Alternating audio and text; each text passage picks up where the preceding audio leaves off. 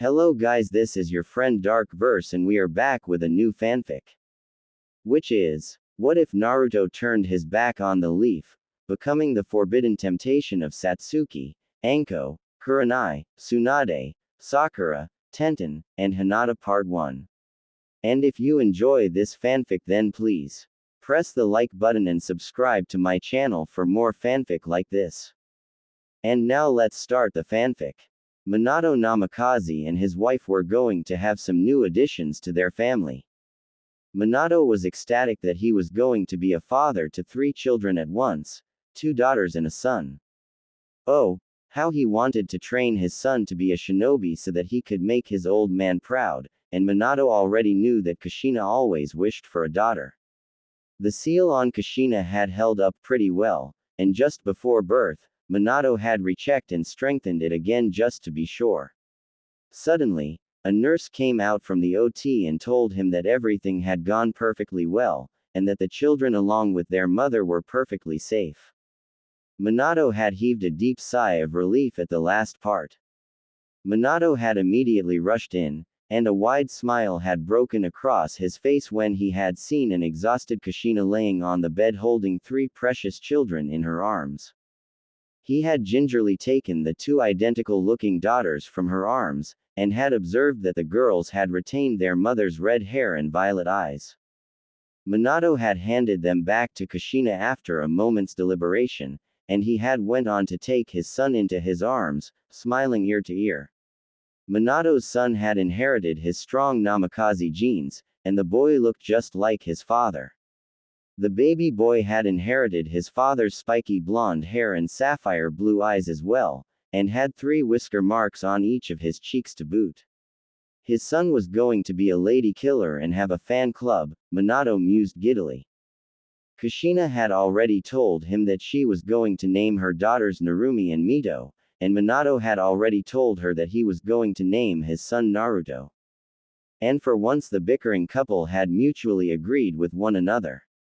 Suddenly, out of nowhere, a masked man warped into the room through a vortex, and launched a hail of kunai at Minato. Minato instinctively jumped back, and slickly dodged the kunai while the masked man went on to take advantage of his position to speak a select few words before warping Kushina and himself through the vortex again. 4th Hokage, I will be taking the Jinchuriki from here, and you should act fast lest see your daughters become a little. He paused for a moment's deliberation. Crisp. The masked fellow added with a childlike chuckle, and disappeared along with Kushina. Minato wondered for a moment if he was even sane or what he meant, but took one look in the crib of his daughters to see them wrapped in a blanket with exploding tags and his thoughts dried out pretty quickly. He picked up his children and used his Hiraishin no Jutsu to teleport out just in time as the room in the hospital exploded behind his back. Minato sat on his knees in silent contemplation. His eyes tracked a dry leaf fall down from a tree, and his arms cradled the snoring infants to his chest. Not a moment later, he disappeared into thin air before the leaf could make contact with the ground. Minato brought his children back to his house, and put them on the bed. He took 2 of his 3-pronged kunai with him from the table, and again used the Hiraishin marker on Kushina's seal and teleported to where she was. As he came to the clearing, he dreadfully saw that the Kyuubi had been freed and that, thanks to the gods above, Kushina had somehow managed to survive the extraction. But that was all he could thank them for as she was just about to be pierced by its claw. He picked her up bridal style, and teleported to a nearby marker thereby escaping the attack. The masked man laughed once again in that insane, childlike manner. You're just as fast as your name suggests, aren't you? Just like the stories say, Yellow Flash. He chuckled, and Minato turned to him to give him an icy gaze. That of a reaper, a veteran shinobi, an army killer, a gaze of a legend. The masked man had shivers running down his spine seeing his icy sapphire blue eyes and the confidence, experience and determination those eyes held. Minato, though, said nothing, and teleported back to the house where he laid Kushina down besides the triplets and stepped back. His eyes glazed over what he would have to do, and how he wouldn't be able to see his children grow up. If only Kushina wasn't injured or Jiraiya was in the village, they could have subdued the Biju and gone on re-seal it without any loss of life. But now, there was only one seal that would be able to subdue as well as seal the Biju, but he had to turn his own children into Jinchuriki and condone the worst taboo right unto his children. Her eyes looked at him grimly. What are you going to do now, Minato? Whispered Kushina, already dreading his answer. I will have to split the demon and seal it into our children. Minato confessed thickly. I cannot ask another parent to sacrifice their child if I cannot do it to my own. How I'll split it, I haven't decided, but I'll figure it out. Don't you worry. He said in a reassuring tone, but Kushina started crying. You're going to use that jutsu, aren't you? She asked him in sobs. Minato looked down solemnly. There is no other way. But, at least, I can rest happy that they will have you watching over them, he admitted, and she nodded. She hugged her children tightly to her chest and cried as Minato put on his cloak, created 4 shadow clones who teleported to a clearing outside the village, and he himself teleported to the top of the Hokage monument only to see the Kyuubi destroying the better half of his village in a crazed rampage. Minato activated his Sharingan and flared his chakra to turn the Kyuubi attention towards him. He watched, his Sharingan flaring, as the Kyuubi started gathering chakra near his mouth and condensed it into a sphere before launching it towards him. Minato knew instinctively that should he let that attack hit, then everything and everyone near the mountain will be destroyed as well. That was not an outcome he as Hokage was willing to take place. Not as long as he was still breathing. Minato went through several hand seals, and put his hands forward. Kanji spread in the air as it started absorbing the Bijudama, and teleported it outside the village. The villagers cheered seeing their Hokage take control of the battle. Through the hoots and cheers, Minato felt his instincts screaming danger as he felt a presence behind him. Twisting around, he sawed his arm around and pierced a kunai at the masked man's head, but was stunned when it phased right through his head and the enemy grabbed his wrist in an iron bind. The masked man spoke once more, in a serious tone this time, completely different from his childish tone before. It's over. He stated dryly. Minato smirked, exploding, and took the masked man by complete surprise. The invader cradled his burnt body, and seethed at being fooled by a mere substitution. Moreover, he had taken quite a bit of damage from that unexpectedly effective attack. Minato teleported to a rooftop nearby the Biju, and bit his thumb. He went through a chain of hand seals and slammed his palm on the ground. Ninja art. Summoning jutsu, food cart destroyer. The whole ground rumbled as Gamabunta appeared on top of the Kyuubi, and slammed his butt over his head. The Bijudama he was preparing, disappearing from the abrupt distraction. Minato, why the hell did you summon? Oi, is that the Kyuubi I'm sitting on? Gamabunta yelled frantically just as Minato hopped on top of his head, and started gathering his own chakra. Bunta, just hold down the Kyuubi for a moment. I will subdue it, and seal it into my children, he said, and Gamabunta slammed his back over Kyuubi who tried to roar in defiance. Stand down, ya stupid mutt. Minato, do you really think it wise to seal it into your own children?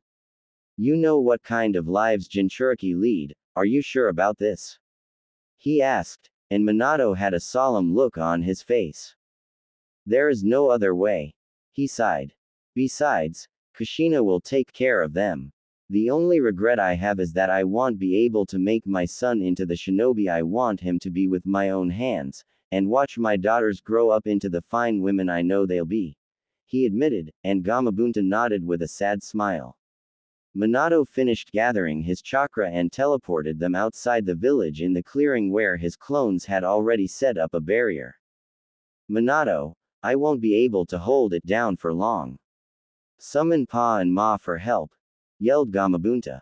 Minato nodded, bit his thumb and started going through hand seals before slamming his palm on the ground. Ninja art. Summoning jutsu. Too small, but very ancient-looking toads puffed into existence. Minato-chan, what is going on here? Why is Gamabunta sitting on the Kyuubi? And why is it free? What have you called us here for? Asked Pa in a frenzy. Ma turned her gaze to Minato as both came to a knot, feeling dread coil in their hearts upon understanding the situation. Pa, Ma, I am going to split the Kyuubi and seal it into my children. Minato confirmed their worries. Please, I need your help. Hold it down for me while I set up the ritual. He requested desperately, and Pa and Ma nodded. They rushed to the Kyuubi to hold it down using senjutsu while Minato created a shadow clone who teleported and brought his children, and Kushina along, to help stabilize and check the seal after the sealing was done. Minato went through a chain of hand seals, and summoned the ritual altar from hell while the clone kept his children on the altar. Minato went through hand seals one last time, and clapped his hands together. Forbidden secret art. Dead demon consuming seal. A feeling of dread and coldness swept over the field as the Shinigami appeared behind Minato. What do you wish to seal, mortal? Questioned the Shinigami just as Hiruzen, Kakashi and Tsunade appeared outside the barrier only to helplessly witness the sealing take place. Shinigami-sama, I wish to seal the Kyuubi into my children. My wish is to split it, and seal it into them. Minato wished. The Shinigami spoke up again, the children won't be able to hold half of the chakra and the soul together. Their bodies will not be able to withhold the strain the seal will cause. I must split its yin and yang chakra, and split them from its consciousness and body to seal it separately. Choose, mortal, which child will hold what? Shinigami stated monotonously. Minato mulled over it for a minute. His daughters had strong Uzumaki genes like their mother, and should be able to hold its chakra efficiently, while Naruto would most probably will inherit his Sharingan to control its consciousness, should he ever need its aid. Minato had already had his decision made. Shinigami-sama, seal the consciousness and body in my son, and the chakra in my daughters. He confirmed. The Shinigami said nothing, opting to pierce his hand through Minato's chest and seal the chakra after splitting them into his daughters while he sealed the consciousness and body into his son.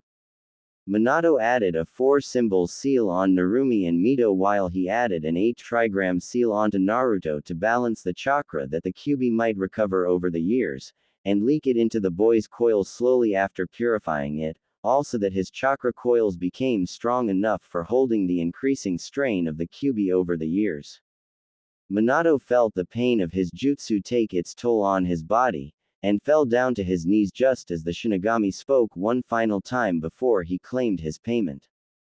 You have 15 minutes to do your last deeds in this realm for your honorable sacrifice. See and do what you want in these last moments before I claim your soul, and take you to the afterlife. Forever. The Shinigami stated, and Minato nodded gratefully. The shadow clones around him dispersed, and the barrier fell, making everyone gather around him. Minato, what have you done? Hiruzen cried. Tsunade, treat him. He needs it. Now. He shouted, seeing his successor's condition. Kushina was crying heavily on the sidelines when Minato stopped Tsunade from treating him. The buxom blonde tried to protest, but he cut her off. It's of no use, Tsunade. Minato admitted softly. The Shinigami has given me 15 minutes for my last moments to be with you. Please, it's useless. As for the sealing, the children were not strong enough to hold all of the Kyuubi's chakra. So, I split its chakra into yin and yang and sealed it in my daughters for their strong Uzumaki genes, and its consciousness and body rests in my son, he said, looking at Hiruzen for the last part. Everyone looked on in sadness at the sacrifice Minato had made for the village, all of them unable to do anything to help him. Kushina stopped crying for a moment, and hugged him, sobbing thickly in his chest. Kushi-chan, Minato whispered, softly stroking her hair. Please go, and check if the seals have stabilized or not. See if the children are alright or not. I won't be able to rest in peace if my children had to suffer because I made a mistake in sealing. he said with a wince, and she got up hurriedly with nod to the children at the altar. He smiled as he saw her kiss and check over his daughters. At least they will have the love of their mother. But Minato's eyes turned icy and calculative when he saw a flicker of emotions pass through Kushina's eyes as she gazed at Naruto with utter hatred and disdain in her eyes while she checked on his seal. Suspicions and scenarios started playing in Minato's mind on seeing this, and he decided to take countermeasures, just in case, and so, Minato turned to Hiruzen with his veteran shinobi eyes. Hiruzen instantly came near him seeing that look, and listened to him carefully. Sarutobi, get me 3 blank scrolls, and a brush and some ink. Minato whispered. Hiruzen nodded, giving orders to the Anbu through secret hand signs who brought him the required items in a second and Hiruzen handed it to Minato. Minato started writing stroke upon stroke at a fast pace, and sealed the 2 scrolls with the Namikaze blood seal. Much to Hiruzen's surprise, he added only Naruto's blood and chakra signature to them and sealed the last one with Hiruzen's blood just as he decided to leave the third with his last instructions. Hiruzen, I have to tell you something important. And I only trust you with this, Minato whispered, pressing the scrolls on Sarutobi's chest. Hiruzen nodded wordlessly, hearing the gravity of his voice. The 2 scrolls with the Namikaze seals are my will and a letter to Naruto, both of which you shall give him at the time of his graduation. The entire Namikaze fortune shall be sealed until the time he graduates from the academy and has enough experience and maturity to claim them as his, and his alone. I trust your judgment with its timing. The scroll with your blood seal is a letter that you must only open if Kushina ever decides to harm, or abandon Naruto. Under no circumstances are you to let anything happen to him. Have him seen as the hero of the village he is. Naruto shall be named the Namikaze clan heir due to his strong Namikaze genes, while Narumi and Mito will inherit the Uzumaki fortune. I trust you to take care of Naruto if my suspicions come true. Can't I, Sarutobi? Hiruzen clasped his shaking hands and nodded tearfully. In reverse, summon Pa and Ma at the time you reveal his heritage. He must have the toad contract I have left them. There will be some instructions with them too. Minato coughed thickly while Hiruzen looked confused and stunned. But Minato, Kushina would never do such a thing. Why are yo? He stopped protesting just as Minato asked him in a cold voice. Do I have your word, Hiruzen Sarutobi? Minato asked coldly, and Hiruzen looked at him with determined eyes and nodded. Minato didn't want to believe it too, but he wasn't going to leave the fate of his child helpless if his fears did in fact come true. Yes, you have it. Naruto will be taken care of like a prince and will get the possessions you have left if your fears do in fact come true. I give you my word. Hiruzen promised. Minato smiled, nodding. He coughed up even more blood and seeing the stains on his hands he realized he didn't have much time left. Hiruzen, bring me my children. I want to see them, I want to hold them one last time. Minato whispered. Hiruzen went and brought him his children and Kushina along with him as he handed him the children while Minato looked at them lovingly. Live your lives as you want. Minato kissed their cheeks. You are all special. Don't let anyone let you tell otherwise. You might face some difficulties in your lives, but never falter. And know that I am always watching over you, and your daddy loves you 3 with all his heart. Minato sniffled, handing them back to Hiruzen, who took them carefully in his arms. Minato, you can hold them some more. Hiruzen trailed off as he saw Minato's eyes drop close and his head drop. A smile was plastered on Minato's face and some final tears rolled down his cheeks. Kushina fainted from exhaustion and shock while everyone dropped their heads in respect at the man's sacrifice, as the strongest of all the Hokages left this world.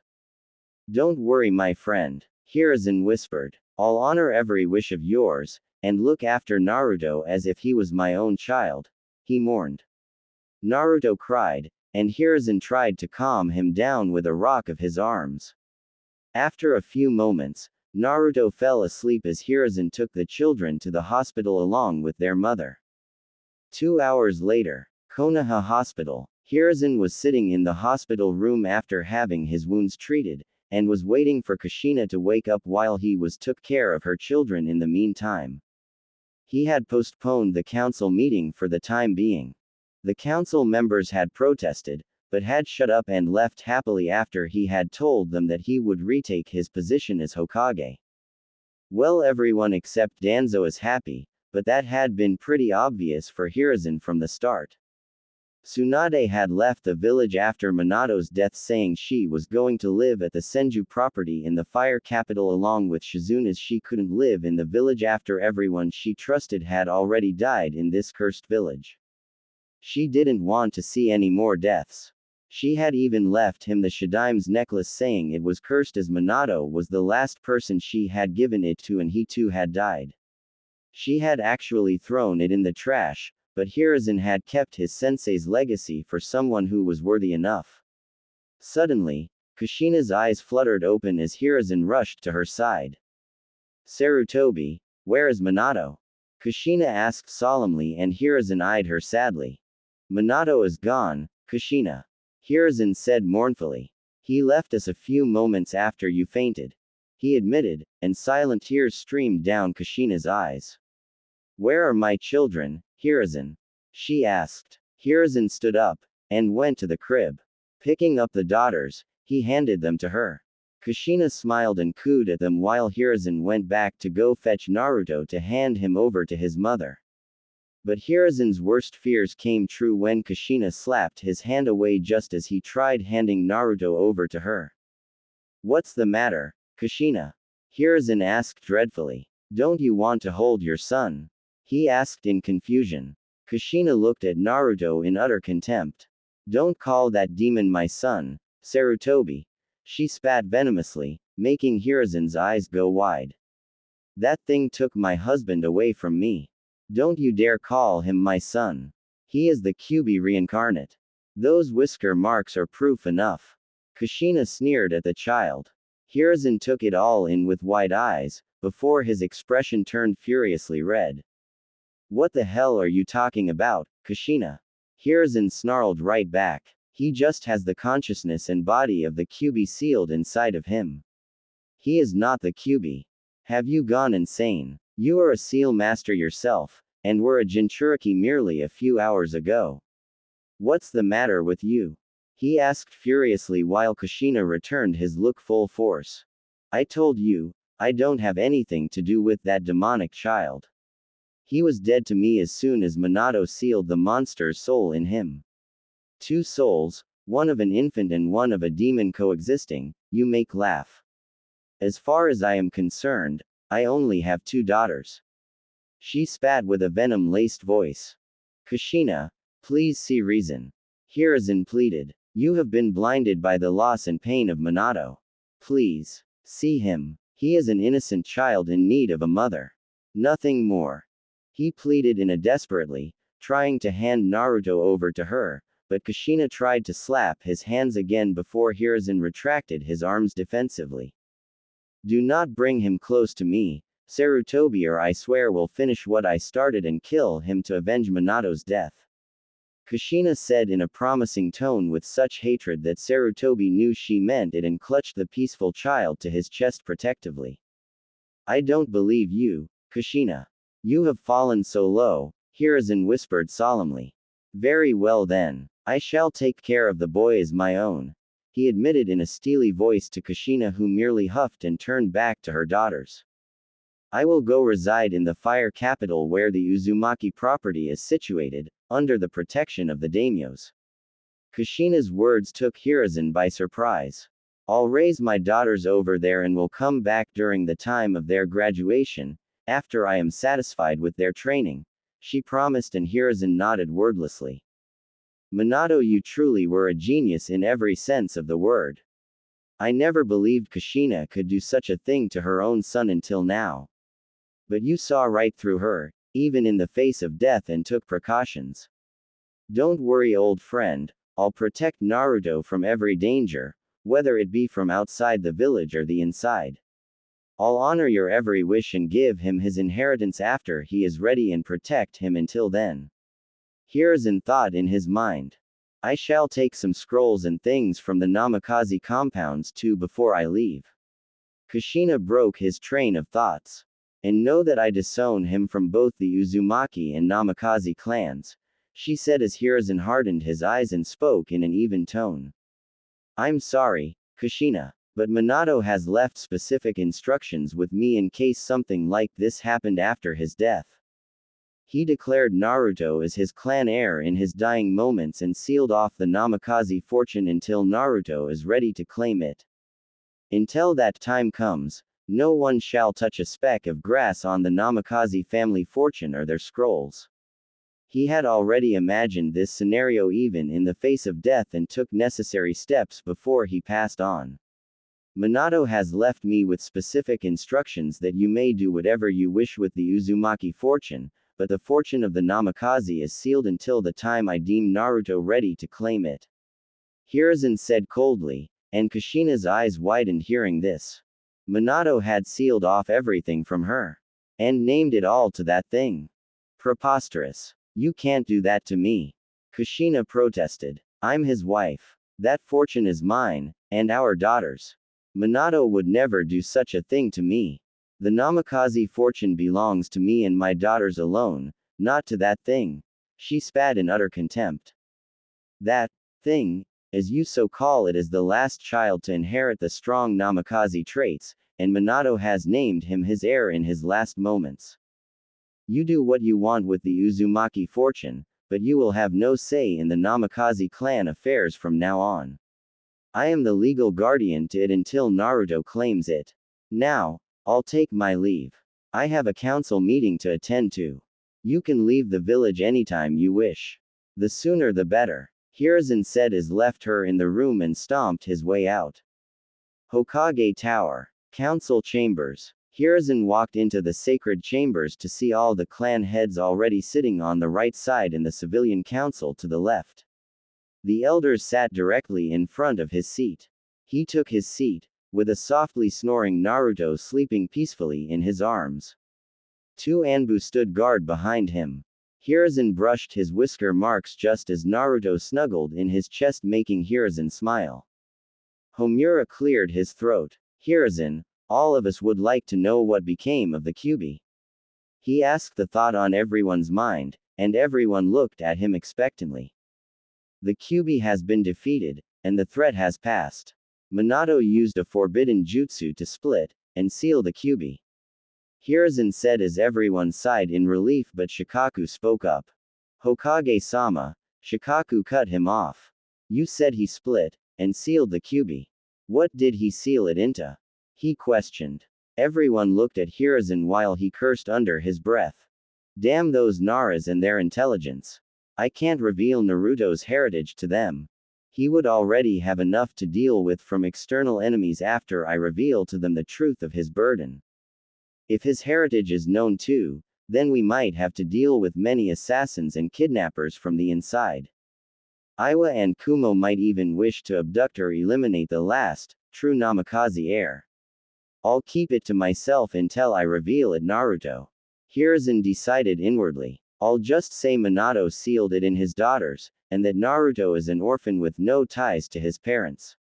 So many people died tonight, no one will ever suspect a thing. But I'll have him seen as the hero he is, Minato. He thought with a smile.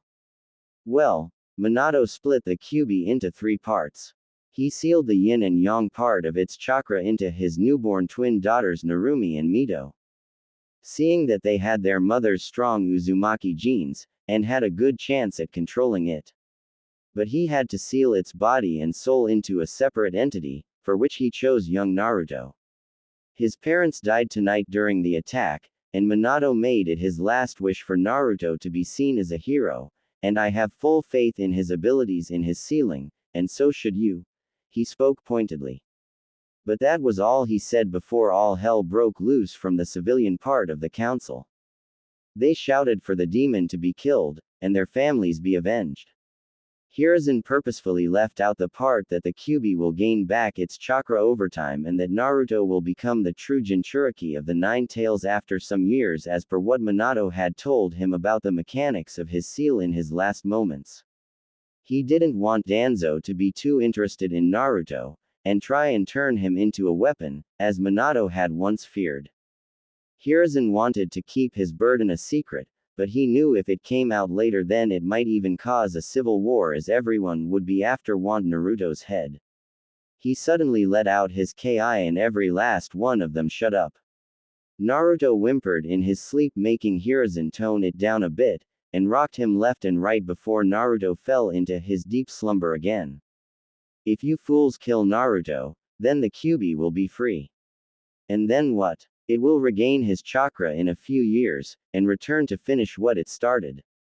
And this time, we will not have Minato to stop it. Hiruzen snapped, and the civilian council fell silent while the clan heads nodded tiredly, knowing full well that he was right. Hiruzen, where are the Jinchuriki with the chakra of the Nine Tails? Danzo wondered as expected. I suggest that you let me take over their training and upbringing. I'll help them control their emotions better, and make them absolutely loyal to the village, he suggested calmly, as suddenly Mebuki Haruno screeched, and everyone in the room winced. Yes, where are the princesses of the Uzumaki clan? She shrieked. They are the heroes of the village. I demand to know of their condition, she asked with a screech. Kushina will take them to the Uzumaki property in the fire capital, Hiruzen admitted bitterly, so as to keep them safe there under the protection of the daimyo. She will return after she has them trained well enough for them when the time of their genin exams is upon us, Hiruzen told her sourly. Danzo stood up, practically outraged. You can't allow that, Hiruzen. The Jinchuriki must stay close to the village, and the Hokage. They should be trained properly. We need to show our strength to the other villages in this moment of weakness. Also, I can train them to be strong and loyal to the village. Have her brought back this instant, he demanded, and Hiruzen sighed at the power-hungry old fool. To think he was once his friend, oh the irony. While that is true, Danzo, you yourself have clarified that we do not have the necessary forces to spare for their protection. They will be much more safe at the fire capital. Also, Kushina is best to train them, as I'm sure you know the reasons. Plus, they will return during the time of their graduation. What problem do you have with that? Hiruzen remarked offhandedly. Seeing everyone nod and agree except Mebuki, who kept screeching about keeping the princesses in the village, Danzo seethed at being outdone and losing his chance to have strong weapons under his control, but sat down in defeat. Hiruzen sighed inwardly in relief that Danzo had no interest in Naruto, seeing he had no chakra of the Kyuubi within him. He was practically useless to the man. Oh, how ironic, he thought to himself.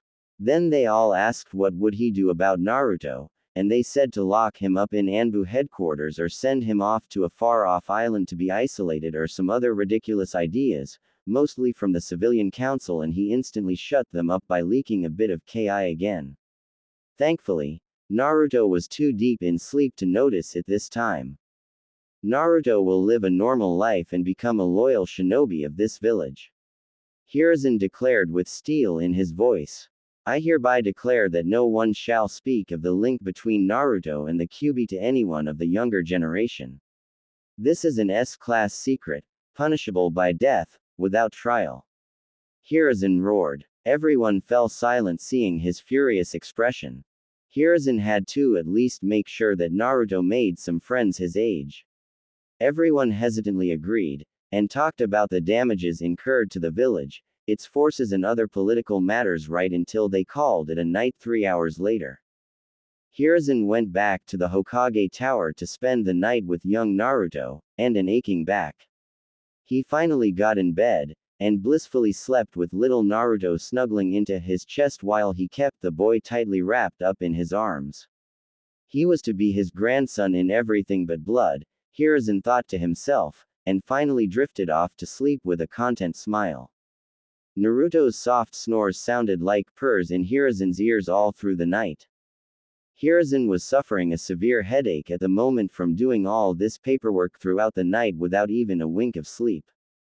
Last night, after the information of Naruto's secret was revealed to the village, he had been disturbed all night long by civilian after civilian telling him to either banish the demon, or kill him. Until Hiruzen had reminded them of the law in effect. Every single one of them had paled, and run off when Sarutobi had plucked out a gleaming kunai and threatened to implement his law then and there.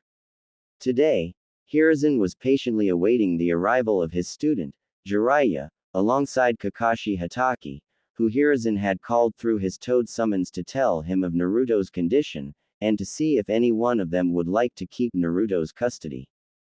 Speaking of Naruto, Hiruzen had just had Anko take care of him and feed him.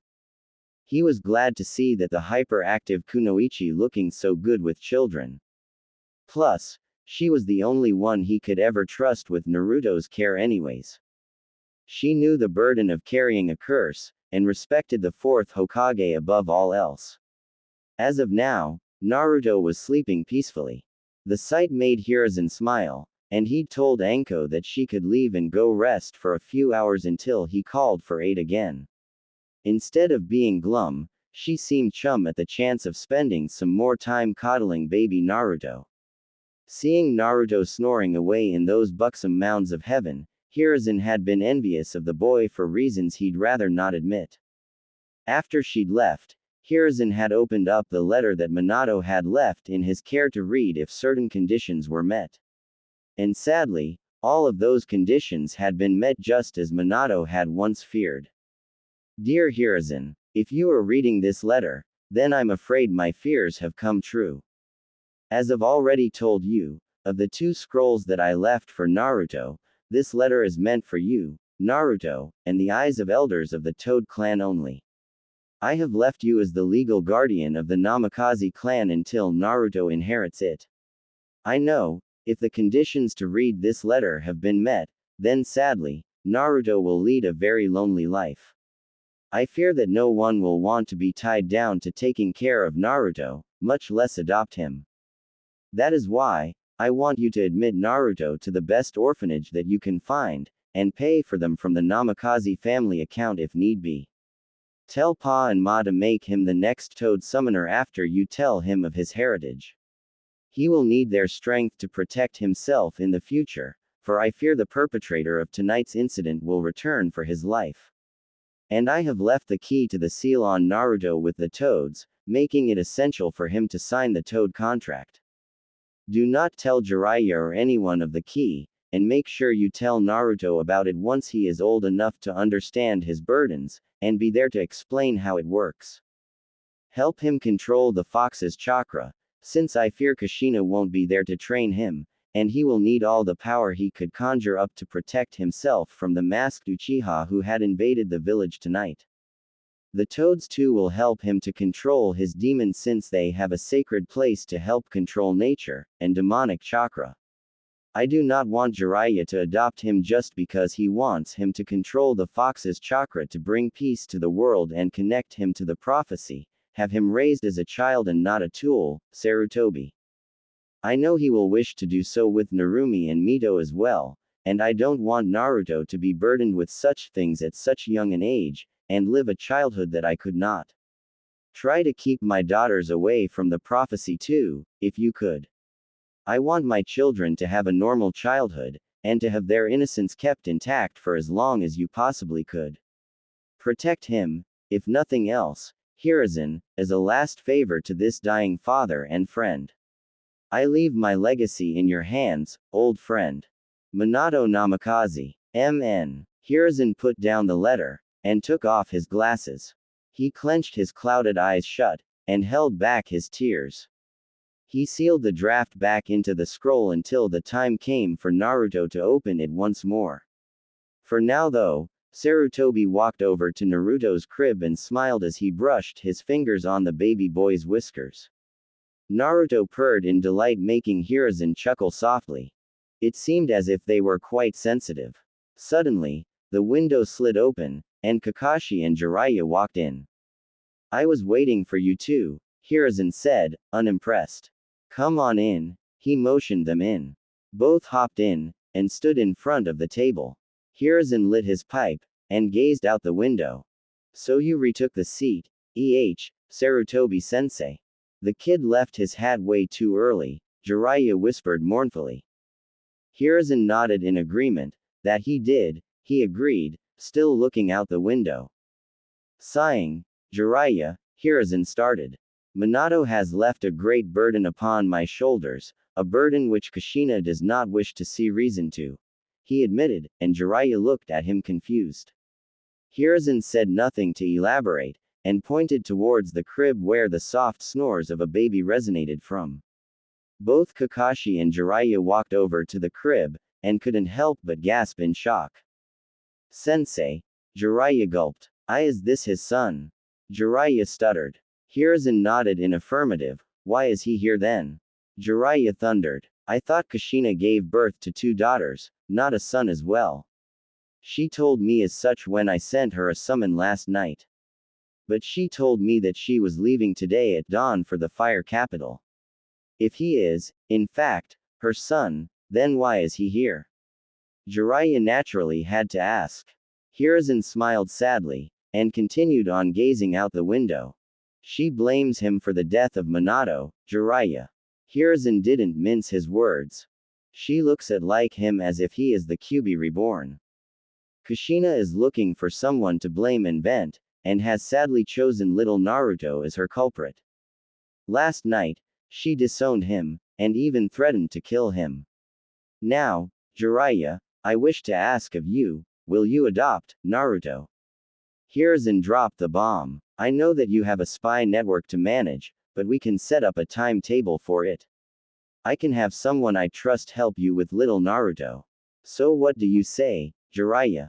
Will you accept him? Hiruzen asked hopefully. He honestly thought without a doubt that Jiraiya would accept the boy willingly to honor his apprentice's last wishes. I'm sorry, sensei. Jiraiya's apology formed a pit of ice in Hiruzen's stomach. The village needs my spy network more than ever now, and I am not exactly father material, you know. I like to travel, do research, and write my books. Plus, the great Toad Sage has given a new prophecy. Pa and Ma told me that just last night. It says, the powerful sapling born from 2 strong leaves shall lead the world to peace, and its enemies shall fear the look of his red eyes as he gazes upon them to protect what is precious to him. And I know for a fact that it has to be either Narumi, or Mito. They fit the description perfectly. And they will even have red eyes once they channel the fox's chakra, just like Kushina did. I'll have to put all my time into nurturing them, so being with Naruto will be difficult, you know. Jiraiya apologized sincerely. I hope you understand, sensei. The future of the world takes priority over the life of a single child, you of all people must understand. Jiraiya tried to make him see reason. Hiruzen didn't even bother turning around to face him as his heart broke in two at hearing his students' admissions. Minato, you really did see through all of their hearts beforehand, didn't you? Even I didn't know my own student's nature, and yet, you still saw right through him. Hiruzen thought sadly. I see, was all Hiruzen could say at the moment. Jiraiya was happy that his sensei was understanding his reasons. After all, the world did prioritize over Naruto, even though he did not like doing it. What will you do then, Kakashi? Hiruzen switched his words to the Jonin monotonously. Lord Third, Kakashi bowed his head. I want to return to the duties of the Anbu. I have to get over my grief of losing yet another person precious to me. Naruto looks too much like Sensei, and I won't have the time to look after him with my missions. But I promise, I'll watch him over him from the shadows, and even become his Jonin Sensei when he grows older. He promised. That's quite a ways away for now, Kakashi. Hiruzen remarked pointedly. Kakashi nodded, knowing full well what the man was trying to imply, that it is, sir. To be honest, after everything he'd heard, Hiruzen wasn't even surprised anymore. I understand, Hiruzen waved his hand dismissively. Both of you are dismissed. He dismissed them. And just as both left the office, Hiruzen closed his eyes and sighed. I think you've heard everything. Hiruzen questioned seemingly no one in particular.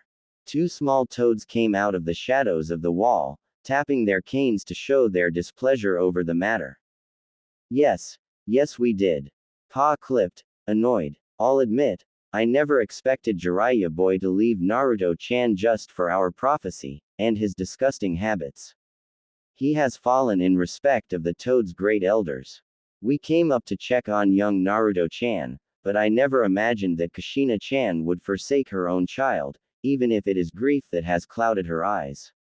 Ma admitted somberly. Neither did I, Hiruzen sighed. The Leaf Village too has disrespected Minato-chan's wish for Naruto-chan to be seen as a hero. Pa said with steel in his voice. The leaf has fallen from the grace and honor it once used to hold, back in the days when Hashirama-chan and Tobirama-chan used to guide its reins. Ma spat. Hiruzen smiled, thinking of those times, and knowing that they were right. This really wasn't the same village anymore. Its founders would have been ashamed of what their vision became in wake of their deaths. What do you wish to do now? Hiruzen asked the two toads.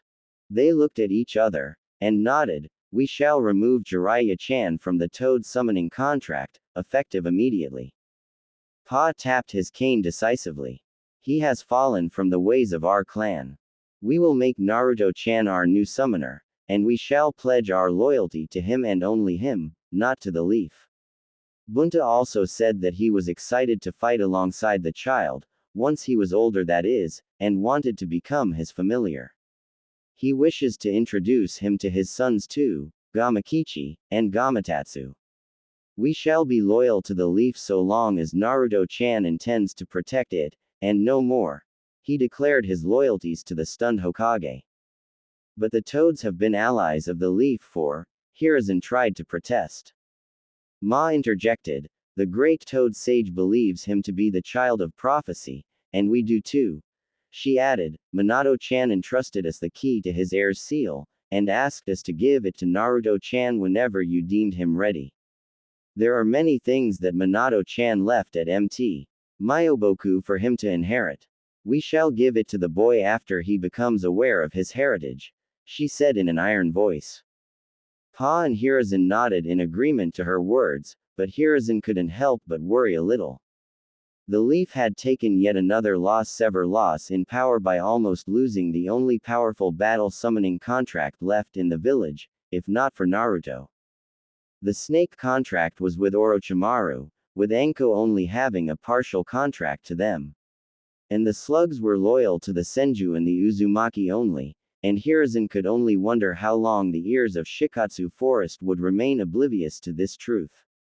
Kushina and Tsunade were the only summoners left, and they too were not active shinobi of the village. Hiruzen wondered if taking the seat had indeed been the right thing to do with all the power vacuums left in wake of Minato's death. Hiruzen looked at little Naruto with a smile, knowing full well the boy would be a thorn in his backside, and cause him a hell of a lot of paperwork when he grew up.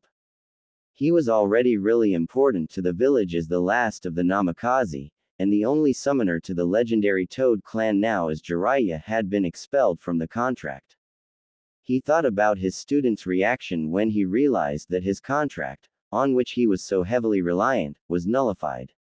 He watched silently as Pa and Ma walked up to Naruto's crib, and Pa picked him up. Naruto woke up from his sleep with a cute yawn, and gazed at the weird toad with wide, droopy eyes as he tilted his head to the side. Pa held him in front of his face, both intently gazing into each other's eyes.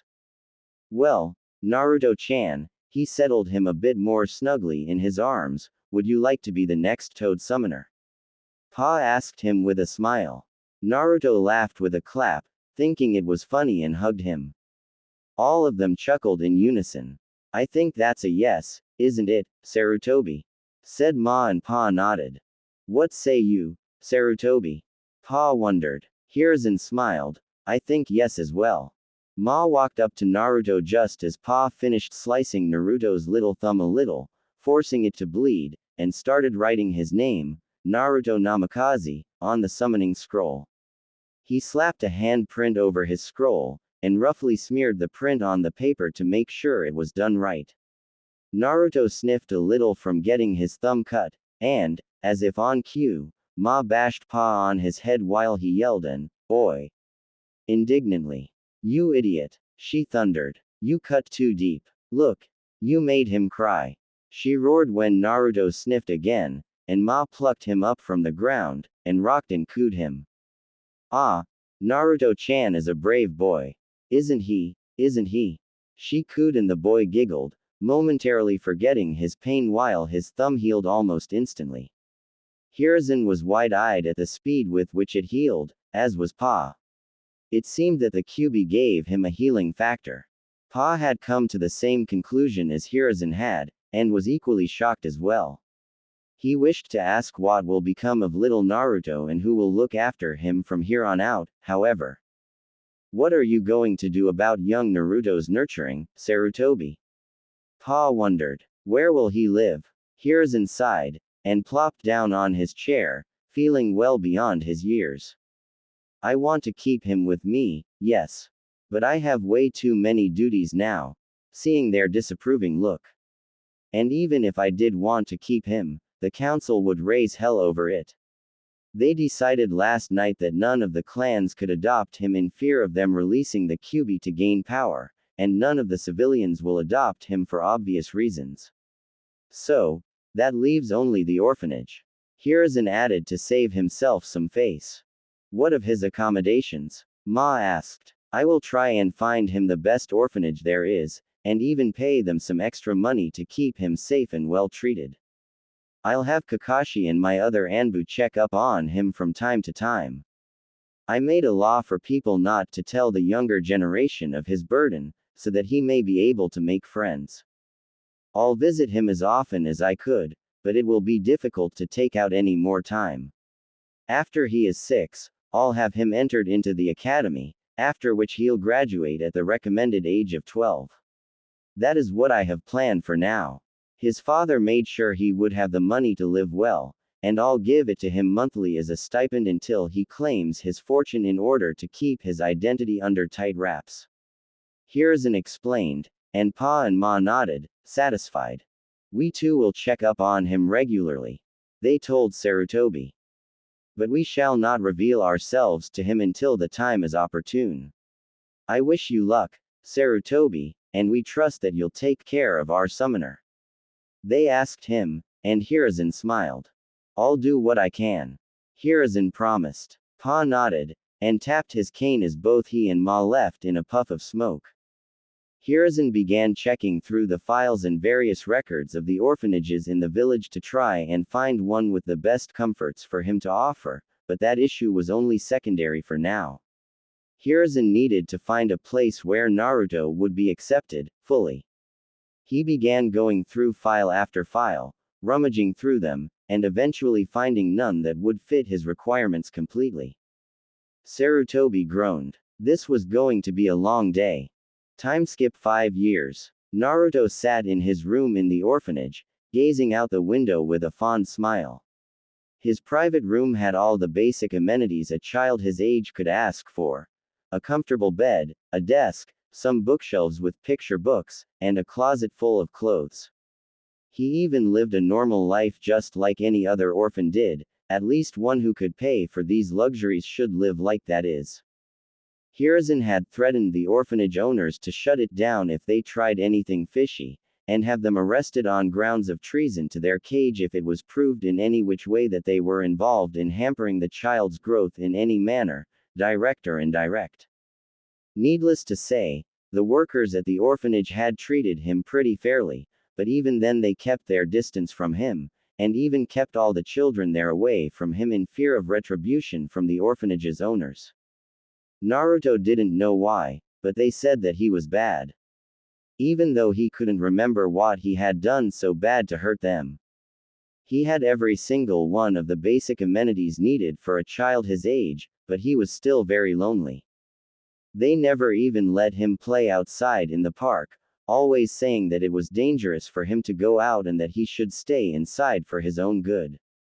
Naruto wondered why it wasn't dangerous for the others to go outside, but nevertheless complied with his warden's wishes.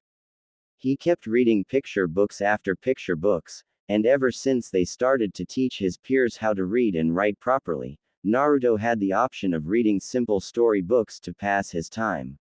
He still craved for friends, and something new to do outside the village would be pretty nice though. Tomorrow was the 10th of October, the day his idol, the fourth Hokage, defeated the Kyuubi and killed it while sacrificing himself. Naruto had heard that story practically 1,000 times, but he just couldn't get enough of it. The fourth was so cool. The orphanage workers had once told them of the tale when the man had fought tooth and nail in the final battles of the Third Great Shinobi War. The man had stood tall and proud in front of 1,000 shinobi, all alone, after his comrades were killed, and he had to defend the Canopy Bridge, or the Leaf would have lost the war after losing that front.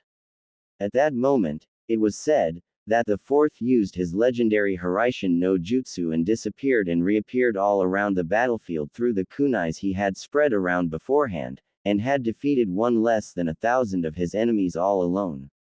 It was said that he had left one enemy alive on purpose, just so that he could go back and tell the enemies of their loss and how the Leaf could have won the war almost single-handedly at any given point. That battle had given him the name, Yellow Flash, and the man was given a SS class rating in bingo books. Naruto didn't know what that funky-sounding book was, but it must have been just as cool, if not more. He was the fourth shinobi ever to reach a SS ranking, after only Hashirama Senju and Madara Uchiha, the people who found his village. The fourth was the only person ever to get a flee on-sight order from his enemies in the history of the elemental nations. That meant that you won't make it back alive if he even caught a glimpse of you. How cool was that? His version of the Hiraishin no Jutsu was considered one of the deadliest jutsus in the world to this day. As Naruto had heard the tale, he had forged stars in his eyes and had made him his idol, his goal. He wanted to surpass the fourth Hokage one day, and make everyone idolize him like that too. Tomorrow, the village was going to celebrate the defeat of the Kyuubi, the strongest of the demons, at the hands of his idol, and he wanted to go see it. He was going to ask the people at the orphanage if he could go out tomorrow. Each year, he asked the kind old man who gave him various kinds of gifts to take him there, since every warden seemed to hear what he said with one ear and flick it out the next. But each time the old man told Naruto not to go to the festival, it was dangerous for him. When he had asked why it was dangerous for only him, the old man had told him that he would tell him later, when he ready. Naruto had begrudgingly agreed with the man, seeing as he was the one person who cared the most for him anyways. Why? Naruto didn't know, but the man did, and he was glad for it. It was common sense not to look a gift horse in the mouth, after all. Hiruzen was presently sitting in his office, clearing stacks upon stacks of paperwork due for the festival tomorrow, and he needed all his active shinobi inside the village, not on missions, to secure it from outside threats. Then, his thoughts turned to his favorite ball of sunshine. Naruto had grown up to be such a nice boy. The innocence in those bright baby blue eyes was intoxicating. The way they sparkled with mischief, and his goofy foxy grin was so much like Minato that it wasn't even funny. One of his wardens had even commented as such, causing Sarutobi to nearly have a seizure, before scoffing the very idea off, much to the shaking Hokage's relief. He was smart like his father too, since, apparently, he had obtained his intelligence as well as his looks from his father. Hiruzen had kept his promise to Minato, and had tried to give him the best of what life had to possibly offer for an orphan child. He gave him all the material things that the boy could ask for, but knew Naruto yearned for one thing in particular, and didn't care about those physical things like other kids around him did. Friends. Hiruzen had tried to talk to him about it, but he always said he was fine. His trained eyes always caught that pang of loneliness flash through Naruto's eyes, which made his heart ache in anguish, the boy was as transparent as a glass pane, for his eyes gave him away nearly every time Naruto tried to hide something.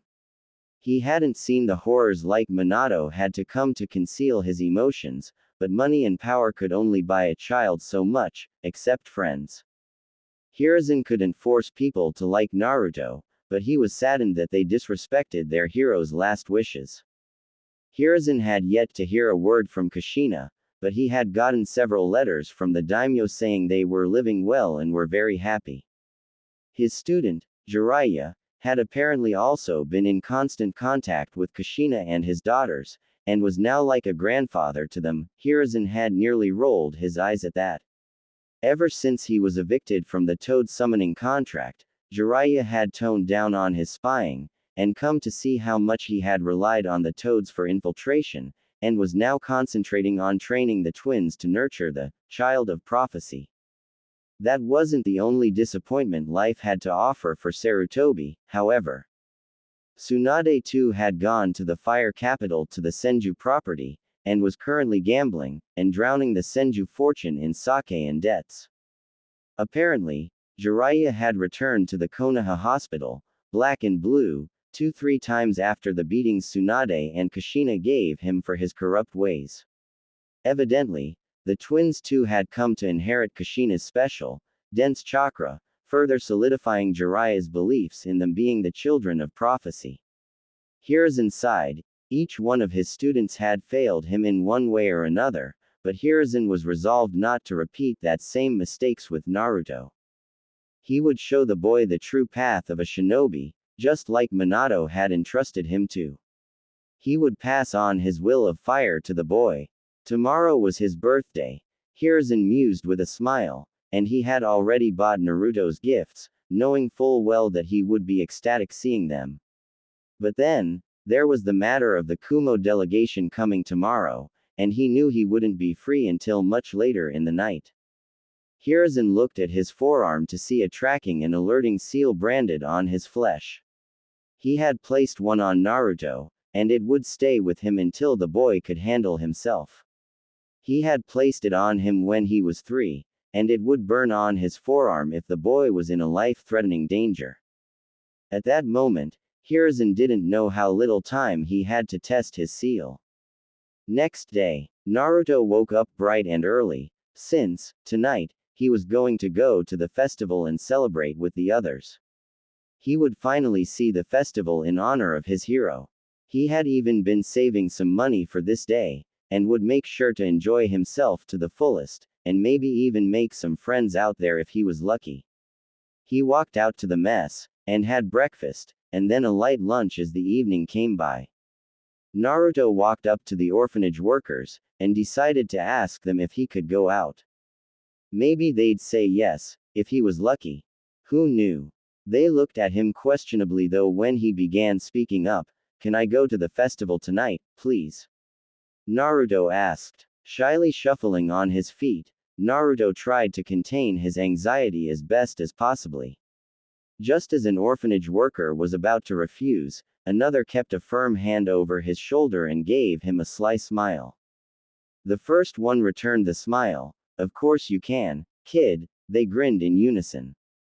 Go on and enjoy yourself. Maybe you can try and make some friends out there too while you're at it. They offered kindly. Really? Naruto chirped. Of course. They nudged him out the door to further bait the blonde, who looked at them happily with a grin and proceeded to run out of the orphanage with a hop to his feet. The lot of them cackled excitedly. Tonight the village will definitely be rid of the demon. Naruto was running out the streets in joy. He came up to several stalls, played games, and ate several delicious things. The merchants were from different villages, so they didn't throw him out, or even talk to him rudely for that matter. Many of the villagers were glaring coldly at him, but the boy was too happy to notice.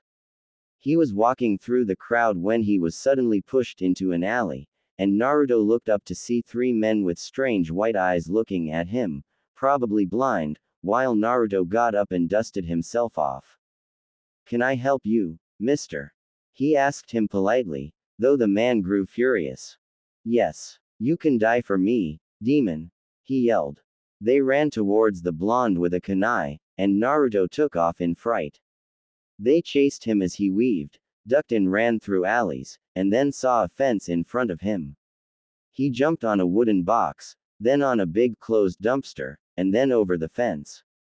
Naruto turned to see the men and how far they were, but watched in horror when they threw a slew of 10 kunai knives at him, and Naruto felt fear clutch his chest. How was he supposed to dodge them midair? Naruto's heart rate accelerated, blood pressure increased, and he unconsciously channeled a huge pulse chakra to the veins behind his eyes.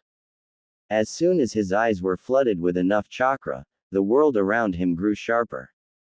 He could even make out the wings of insects flying in the air, and saw that the kunai knives that were too fast for him to decipher, now appeared to be moving towards him in slow motion.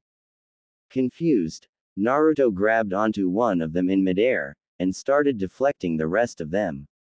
He managed to deflect 7 of them, but wasn't able to finish the last 2 even though he could argue that they were a lot slower than he was, one of which lodged itself in his right shoulder, the other in his left thigh. Naruto howled in pain, and fell down. He crawled back into the corner of the dead end to the alley and brought his knees to his chest defensively. He curled up into a ball, knowing he couldn't escape now. Naruto whimpered, and waited for the pain to come just as they started kicking his small body, and his cries for help were drowned in the loud music adorning the festival behind this hell. Did you see his eyes? One of them exclaimed as he launched another kick. Yes, seems as if he has the Sharingan. Is he an Uchiha? The other one asked. No one has activated the Sharingan at so young an age. The demon must have stolen them from a corpse. Serves him right that we are here to witness its true colors, the third one devised, and they started kicking him even more viciously. Naruto could do nothing but take it all. It hurt so much, but why were they hitting him? He wasn't a demon, was he? His mind closed in on itself as he numbed out from the pain, and fell unconscious. But they continued beating him, not bothered by his poor state in the slightest. They wanted to kill him slowly, and woefully become the silent heroes of the village that avenged their savior on the night of his noble sacrifice. The village would surely hail them come dawn, for sure. A few minutes prior, the Hokage Tower, Council Chambers. Hiruzen was sitting in his office, talking with the Kumo delegation who were making illegible demands for the treaty. It looked as if they weren't even interested in the treaty, but were here for something else entirely. What it was, he couldn't figure out, but damn did he want to get out of her right now knowing that Naruto would be eagerly waiting for him in the orphanage. These idiots were wasting precious time on his grandson's birthday, damn it. Then, he suddenly felt a burning sensation light up on his forearm, and his eyes widened in abject horror seeing the tracking and danger seal of Naruto glow a bright and dreadful red. Hiruzen stood up abruptly, throwing back his chair in the process, and the room fell silent when Hiruzen disappeared in a torrent of flames with only one thought coursing through his mind. Naruto, hold on, I'm coming. Back in the alleyway. Naruto was currently drifting in and out of consciousness. The pain wouldn't let him fall unconscious even though he was starting to feel completely numb. His heart, right now, was just accepting death, even with a happy beat on thinking that he might get to see his parents now. There was a serene, innocent smile on his blood-stained face.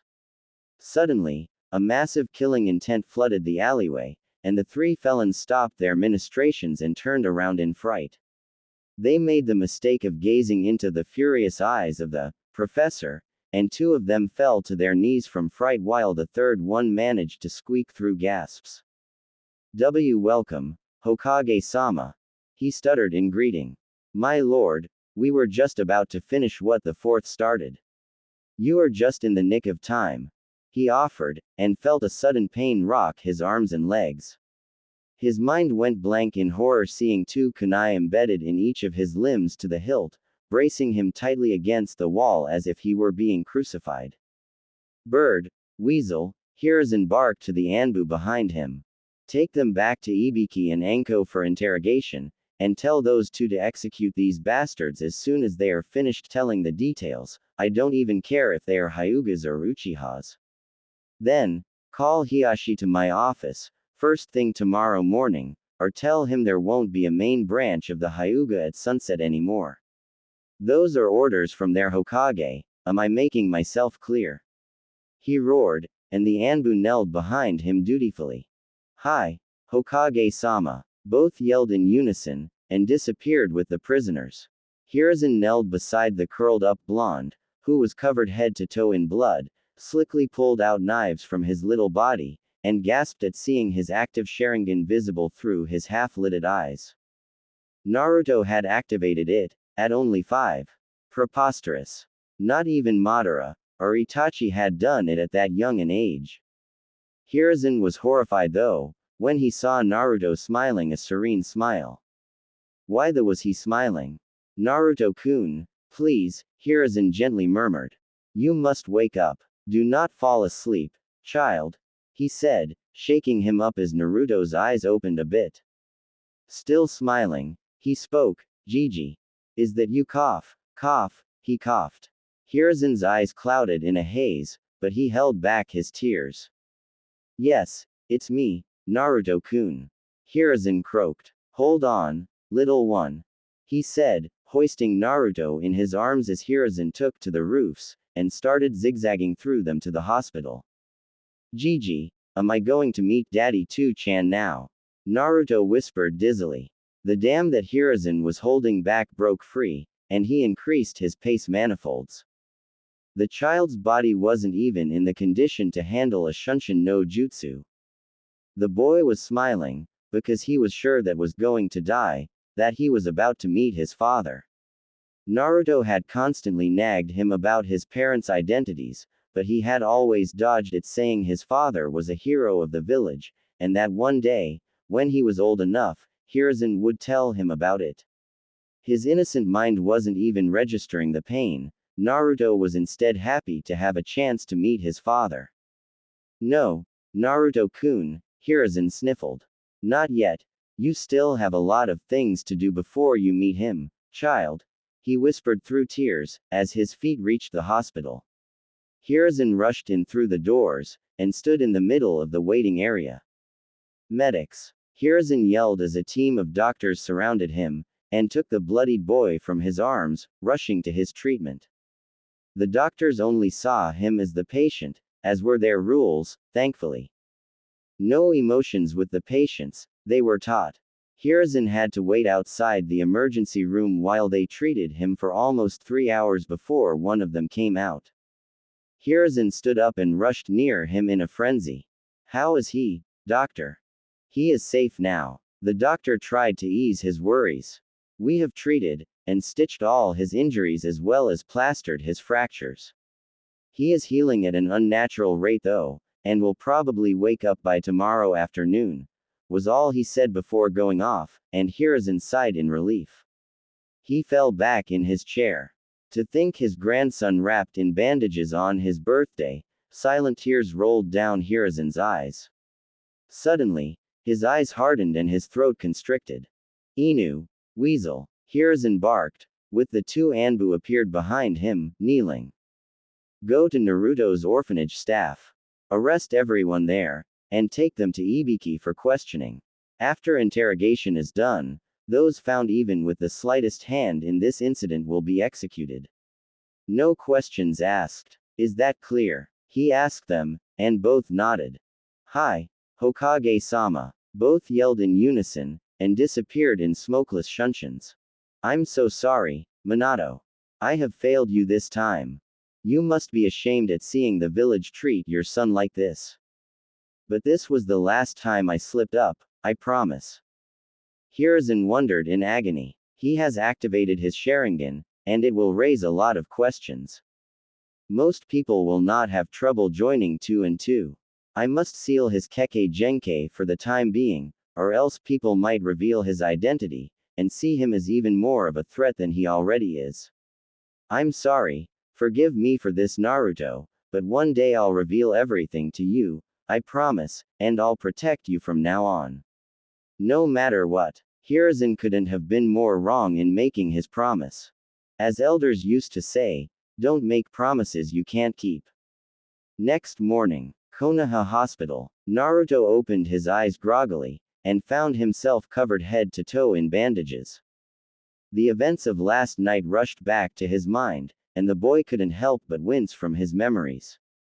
He had known for sure that he was going to die. But alas, he remembered his grandfather figure coming to his rescue, and taking him to the hospital in his arms right after saving him. He smiled stupidly as he thought of the man who was essentially his grandfather. He really was a kind, old man. Suddenly, the door to his room opened, and a nurse walked in with a clipboard and looked at him, obviously surprised to see him awake. "Ah, you're awake already," she squealed happily. "How do you feel?"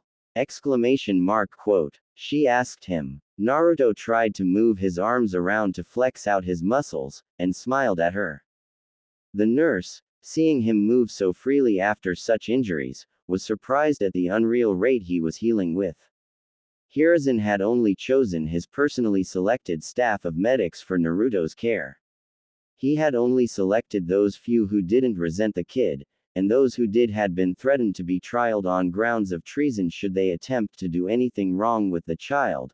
The latter order had quickly shut off any weird ideas from blooming in their minds. "Can you undo the bandages?"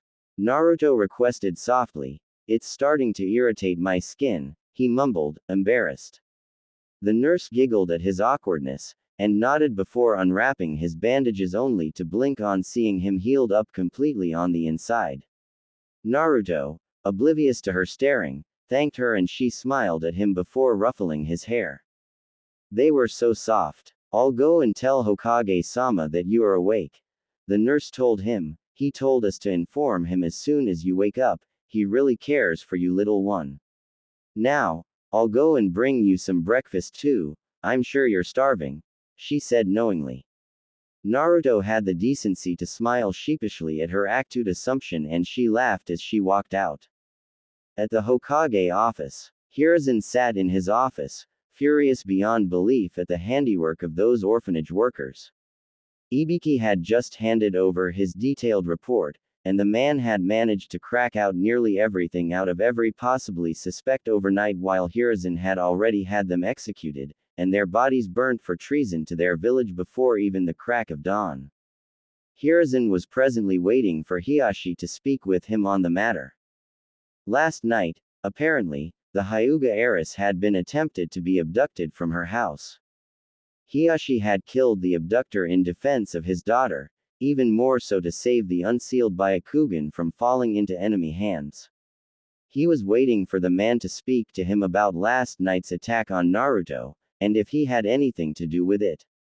They had already discussed the events of the attempted kidnapping last night due to the emergency meeting called by Hiashi Hyuga himself. Hiruzen was broken out of his thoughts as Hiashi walked in. Hiruzen motioned him to a chair. "Have a seat, Hiashi," he offered kindly. Hiashi nodded. "You summoned me, Hokage-sama?" he asked curtly. Hiruzen nodded. "Indeed I did. Last night, there was an attack on young Naruto's life from 3 members of your clan. I arrived just in time to save his life, but he was badly injured." Hiruzen flatly stated, and Hiashi was shocked to the core that they would do such a foolish thing and disgrace the Hyuga name, all for what? A demon brat. "I apologize for the actions of my clansmen," Hiashi bowed his head politely. "I was completely unaware of it. Do not worry though, they will be properly punished. I'll see to it, personally," he promised. "There's no need for that," Hiruzen interjected. "They have already been executed for treason against the village, and their bodies have been burnt. Anyone who does anything like this to another fellow citizen of the Leaf will be met with the same fate. I've decided to make an example out of them," he said calmly. Hiashi stood up in outrage. "What? You can't do that," he protested. Hiruzen's eyebrows shot up to his hair. "Excuse me." Hiashi rambled on. "You executed 3 of my clansmen, just for that thing. How could you do that?" What he couldn't say was that Hiruzen had made an example out of them. The Hokage narrowed his eyes. You will not take that tone with me, understand? Hiruzen reprimanded sharply. Before Hiashi could even begin to apologize, you should realize who you are speaking to, Hyuga. Do not question my authority, ever. You are just a clan head, and a shinobi under my command. I am the leader of this village. Know your place. Hiruzen added coldly. Hiashi sat back down, his anger all but gone from his mind. He wiped the sweat off his brow, as he was brought back to earth to realize just who he was talking to. I apologize for my outburst, Hokage-sama. I was out of line. Hiashi apologized profusely. Last night has been pretty stressful for me, as I'm sure you could imagine, he added as an excuse. Apology accepted. Hiruzen lit his pipe, unimpressed by the man's lies. Remember this the next time though, I may not be this forgiving then, he warned him calmly, and Hiashi nodded shakily. If that is all, Hiashi sighed. May I take my leave, Hokage-sama? He asked. Hiruzen nodded ND watched as Hiashi left when suddenly an Anbu appeared in his wake. Hokage-sama, Naruto Uzumaki is now awake, he informed dutifully. Hiruzen nodded and waved him off, himself vanishing in a shunshin to go to the hospital and see his grandchild in all but blood. It was Hiruzen's turn to make apologies now, the man thought despairingly. At the hospital, Naruto's room, Naruto idly sat in his bed, gazing out of the window to see some birds in a tree with a stupid smile.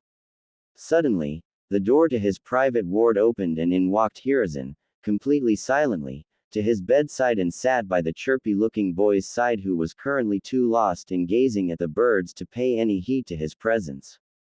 It was humbling to see the change in behavior towards him, if only in a child, if Hiruzen were to be perfectly honest. Glad to see you awake, Naruto-kun. Hiruzen said. Naruto was startled, yelped, and tried to curl up in a ball. But seeing Hiruzen, he relaxed a little and a small smile lit on his lips. It's good to see you, Gigi. Naruto whispered timidly, and Hiruzen's heart broke in two seeing his involuntary reaction, and the loss of his cheerful shout whenever he previously saw him. His eyes still held their innocence within them, but Hiruzen could see them darting them every which way. The boy was fully alert, on guard. Hiruzen's heart ached in agony seeing the little boy putting his guard on like a veteran shinobi, and a feeling of shame and regret crossed his face for it. Hiruzen pulled himself back against the pillow right beside Naruto, and wrapped an arm around his shoulder. He brought the boy's face to his chest, and smiled when Naruto snuggled into it. He was honestly glad that Naruto still trusted him enough to accept an embrace, and he would be damned to make sure he kept that trust intact, as unwarranted it may be. But then he asked something that stabbed Hiruzen right through the gut. Gigi, am I a demon?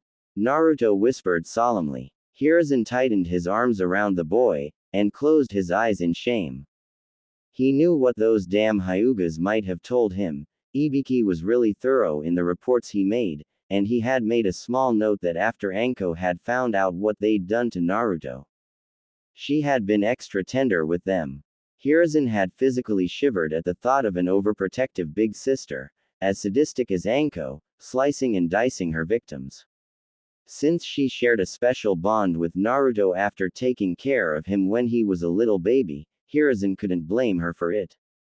Hiruzen bowed his head in shame at the fact that he had let this crime happen in the first place. No, Naruto. Hiruzen shook his head sadly. You are not a demon, and don't let anyone tell you otherwise. I am the Hokage, and if I say you aren't a demon, then you aren't. All right, he asked. Naruto sniffed in his chest and nodded before breaking away from the hug. Hiruzen wiped his moist eyes with his sleeves just as the nurse came in with Naruto's breakfast in tow. Both ate silently, since Naruto was kind enough to share some with Hiruzen, and the man smiled at Naruto's kind gestures while ate with him. The Anbu in the shadows protecting him couldn't help but smile at their interactions. Gigi, can I ask you a question? Naruto asked quietly.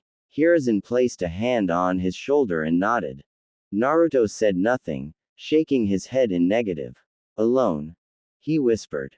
Hiruzen looked at him confused, unaware as to what he meant by that. But just as Naruto looked up at the right corner of the ceiling, right towards the hidden Anbu, all of their eyes went wide. Hiruzen signaled them to leave, and as soon they were alone, he saw Naruto relax a bit more. Apparently, the boy had known of his guests the whole time. Intriguing. Well, Hiruzen started. How did you know that they were there, Naruto? He asked. Naruto looked at him awkwardly and whispered in a scared voice, I could feel them there. He admitted softly. But I am not a freak or a monster, really. He insisted, tugging on Hiruzen's sleeves desperately. Hiruzen, though, was shocked that he was a natural sensor just like all the Uzumakis before him, and could sense even an ANBU's presence without concentrating too much. Naruto? Hiruzen asked, dread coiling in stomach like a snake. Why do you keep saying that you are a monster? He asked dismally. Naruto looked down. The wardens at the orphanage said so when I told her about it, and then everyone started teasing me, saying that I was a freak who didn't belong with them, he said sadly. Hiruzen, though, was furious. Those damn civilians really were idiots he made them out to be, and he was glad that Anko was having her fun with them even now. Naruto, Hiruzen caressed his whiskers kindly. What you have is a very rare ability which only very strong shinobi possess, and it helps them immensely throughout their lives, he explained. Naruto, in a turn of mood, looked at him happily, and smiled widely. Really? Naruto chirped. Did the fourth have it too? He asked excitedly. Hiruzen chuckled. He was still the same Naruto all right. Yes, Minato too was a natural-born sensor and he used it immensely in his battles. Hiruzen confirmed. Naruto had twinkling eyes just thinking about him having the same abilities as his idol had once possessed. He considers you his idol, and looks up to you so much that it is almost painful. He forgot all about his pain as soon as you were mentioned. I really do wish you were here, Minato, Hiruzen thought in fond nostalgia. Well, Gigi, I want to ask you another thing. Naruto tugged on his sleeve. Hiruzen looked at him curiously, urging him to go on. You see, Naruto fidgeted nervously. Last night, when those men threw their knives at me, I was suddenly able to see everything really clearly, like crazy sharp. And I even saw those kunai move in slow motion Ibeo. Is that a normal thing all ninja have too? Naruto asked with all his innocence. Hiruzen, meanwhile, was sweating bullets on the inside. He had sealed his Sharingan last night, and made sure that no one knew about it except him. The Hyugas, who were dead, and Ibiki and Anko, as the Hyuga had spilled it out to them, were the only ones to know. The latter duo had been sworn to secrecy, and Hiruzen trusted them enough to keep their word. How could he tell Naruto, though, that he had the almost extinct and feared Namikaze bloodline and heritage coursing within him?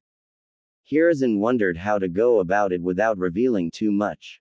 Well, Naruto-kun, you have a special power that is very rare and very strong, he explained to a wide-eyed Naruto. It is almost lost to the world, and you are probably the last one to ever wield it in this day and age. Before Naruto could break in a squeal of glee. But I have sealed it for the time being. Hiruzen dashed his hopes before they got too big. Naruto looked at him in surprise, but held no amount of doubt or fear in the man. Ah. He pouted. Why would you do that, Gigi? He wondered innocently. Hiruzen smiled and put a hand over his head, patting the happy boy's head for the abject faith he had in him. Because, Naruto-kun, your powers are very rare and many people on the outside as well as the inside will stop at nothing to take it from you. They might even do bad things to you for it, just like last night. That's why, I will keep it sealed until you graduate from the academy and are ready to reveal it to everyone in the world. Hiruzen told him in kind. Naruto giggled. All right Gigi, I trust you enough with that. But what is it? he asked curiously. Hiruzen smiled at his enthusiasm. I'm sorry, Naruto, but that's a surprise you'll find out after I have unsealed it. Until then, you must not tell anyone about it, or I won't teach you anything about it in the future. Naruto furiously bobbed his head left and right. Speaking of surprises though, here you go. Hiruzen smiled, handing Naruto a beginner's scroll for chakra theory, and some practice kunai and shurikens for the start of his training. There's your birthday gift, Hiruzen told the boy. Use them wisely to become a great shinobi, and make me proud. Carry on the will of fire with you. My blessings are with you, child. Hiruzen pressed a palm on his head to bless him, and Naruto hugged him happily and tightly. Old man, what's the will of fire? He asked innocently, and Hiruzen smiled. Today would mark the day he would start molding Naruto into the shinobi Minato had aspired his son to be. Hiruzen wouldn't make the same mistakes he made with his previous students, he promised to himself. Well, Naruto-kun, it is a belief that the first and the second Hokage shared, a belief upon which they built this village. They believed in their hearts that the true strength of a shinobi comes when they protect something precious to them.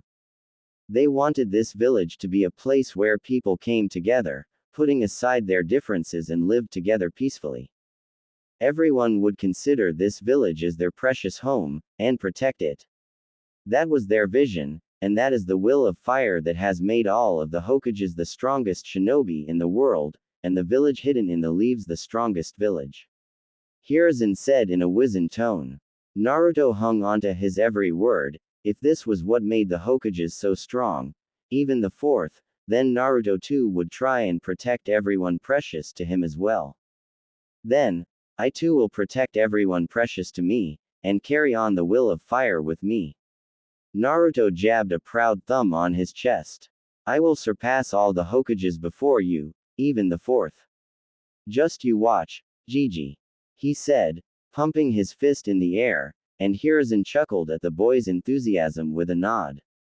Yes, Naruto-kun, the will of fire burns brightly in you. I have no doubt that you'll make a fine Hokage someday, and a finer man even still. Hiruzen ruffled his hair. Naruto pouted at the man, thinking he was joking, and grew even more determined from Hiruzen's laughing. But, Gigi, what does it mean to be a shinobi? Naruto wondered with a finger to his lip.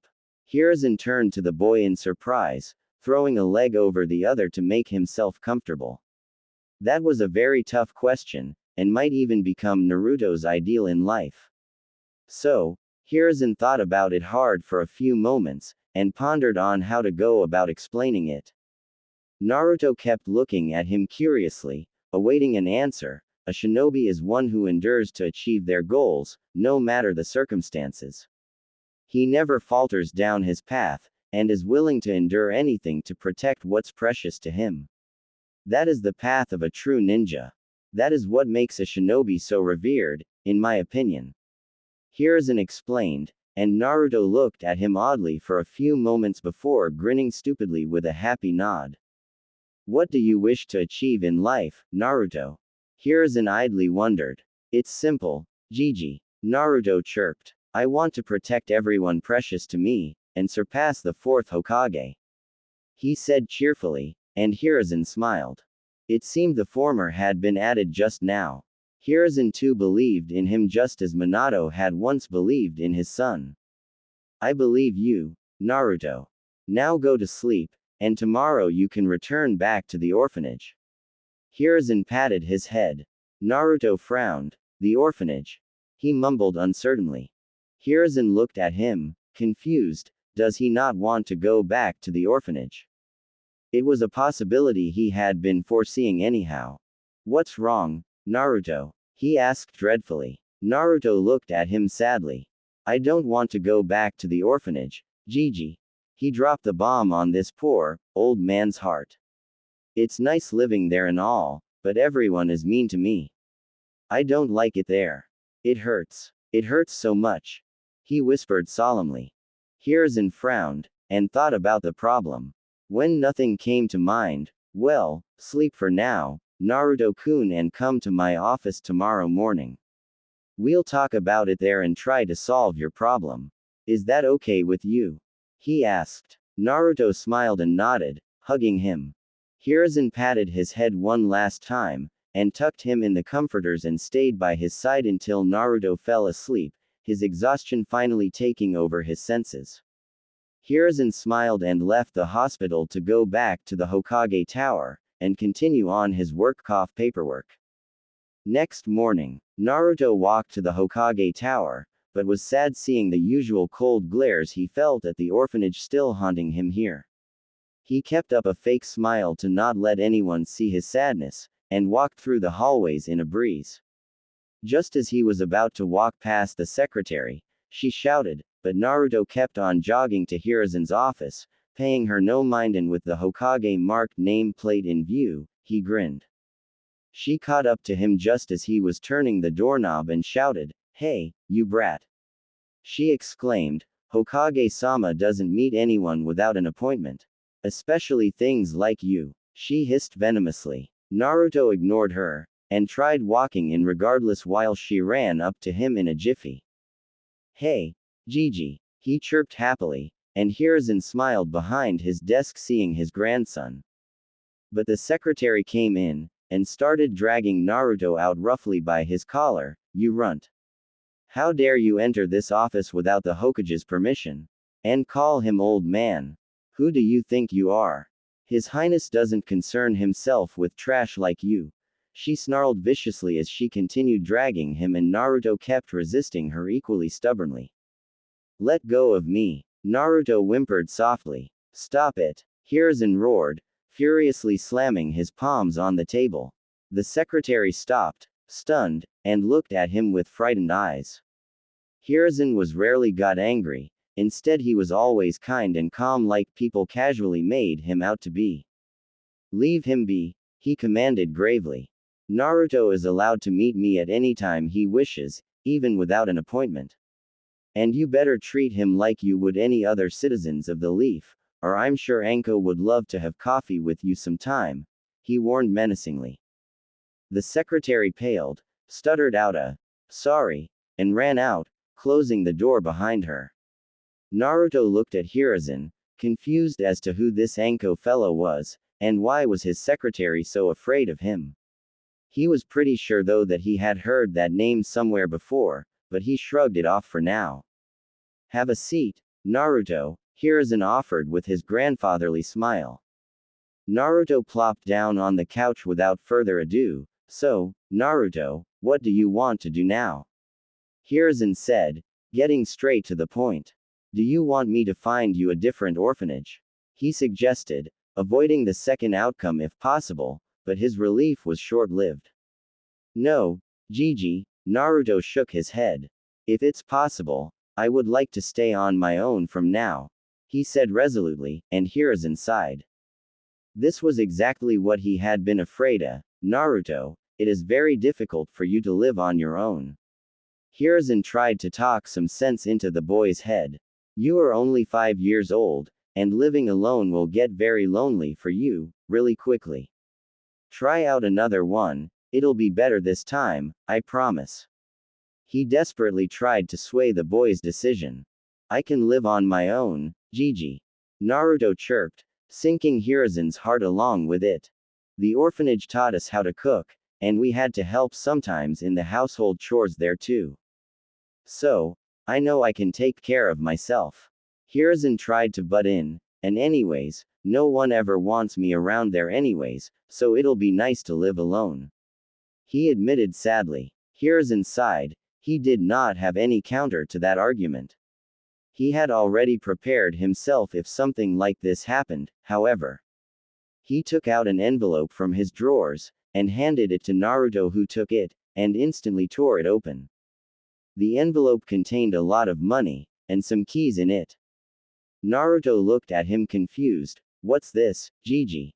he asked. "Those, Naruto, are the keys to your new apartment," Hiruzen explained. "And with that is the money you'll use to buy the necessary supplies for your home. You'll get your money from me directly, every month, as I will visit you regularly." If you ever run out of money, then come to me directly. But do not waste any of it, alright? Hiruzen said in warning tone. Naruto nodded happily. Hiruzen smiled. If that's what it took, then Naruto could be made independent a bit sooner.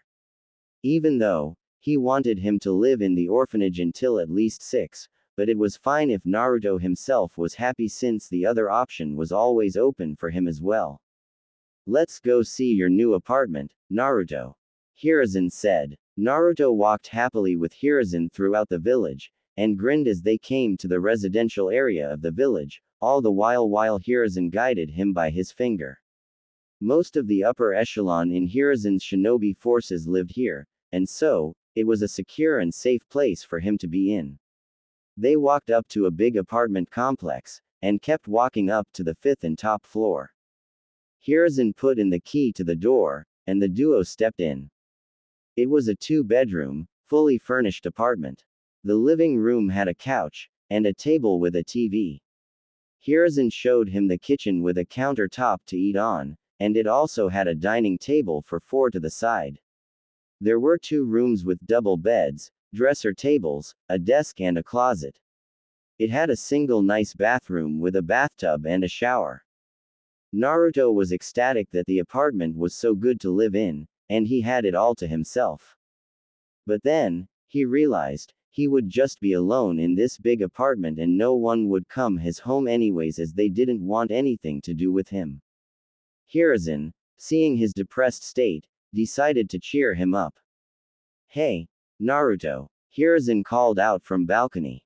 Come here, I'll show you a surprise, and tell you why I chose this apartment for you. Hiruzen said. Naruto walked with him to the bedroom, and Hiruzen slid open a tempered glass door and walked out with Naruto in tow. As Naruto gazed out of the small balcony, his breath got caught in his throat. He had a perfect view to the Hokage monument with the 4th's face being the closest to see. He watched Hiruzen smile at him, and rushed to hug him when the man chuckled.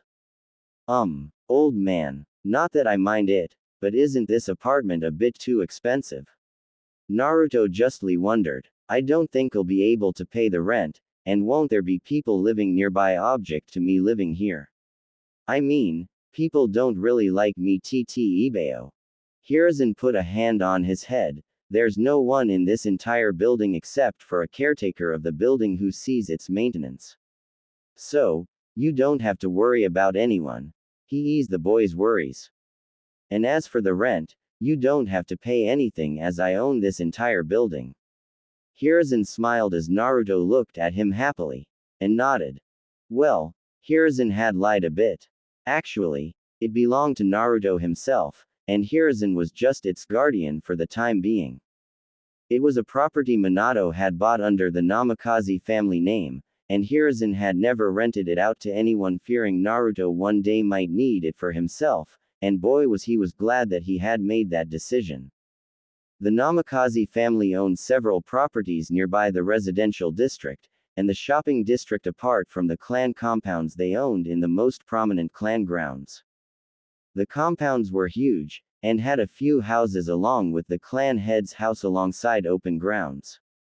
The Namikaze were relatively small in their primes, but a rich, highly knowledgeable, and respected family nonetheless. Their libraries were bigger than even the daimyos and the Sarutobis, and still held their vast knowledge accumulated over the years. Hiruzen was safe keeping it for now, keeping it well maintained until he handed it all to Naruto. The bank accounts were also flourishing from their properties and investments. And with no one to use them, they were promptly collecting dust. That's how he was paying Naruto his monthly stipend and fees to the orphanage, mind you. Minato had left everything to Naruto, but Hiruzen had to make sure that the boy valued things and never got arrogant with all the material things being showered over him to do as he pleased. Hiruzen had promised Minato as such, and he would make sure to keep it intact. Well, Naruto, Hiruzen murmured with a nudge to Naruto's shoulders. Do you like it? He asked slyly. Naruto jumped at Hiruzen almost instantly, and wrapped his arms around his neck, burying his face in it while Hiruzen caught him in his arms with a chuckle. Thanks, Gigi. I love you, Naruto whispered so softly that Hiruzen had almost missed it. You are one of my precious people that I wish to protect. Ibeo. Naruto said honestly. Hiruzen smiled as he placed him down on the ground. You know that I love you as well, and that you are my grandson in everything but blood, don't you, Naruto? He asked. Naruto wiped his wet cheeks and nodded with a tearful smile. Hiruzen ruffled his hair and the boy giggled as Hiruzen took his small hand in his own, and both started walking towards the door to exit the apartment. Hiruzen locked it behind him, and took Naruto's hand again as he started walking with him through the streets. Everyone was staring as expected, and were rightfully wondering why the Hokage paid so much attention to the demon brat. But not a single one had the courage to walk up and ask Hiruzen and Naruto that to their faces. Naruto, wondering where they were going, decided to ask Hiruzen up front, "Where are we going?" He asked with a tilt of his head. Hiruzen smiled. "Well, you do wish to be a shinobi," he remarked offhandedly. "Don't you, Naruto?" Naruto nodded. "Then you would need the equipment to train properly, and will also be in need of some clothes as you will now live independently from here on out. The ninja equipment we use is expensive for you to afford on a monthly stipend, as big as it might be." Hiruzen murmured the last part to himself. Shaking his head, "You would need advice on what to use, and what not to use as you keep growing up and increase your training. I am taking you to an old friend of mine who owns the biggest shop of shinobi equipment in Leaf where you can go and buy stuff. I will fund your equipment personally till you become a genin." Naruto's childlike eyes made Hiruzen grin playfully.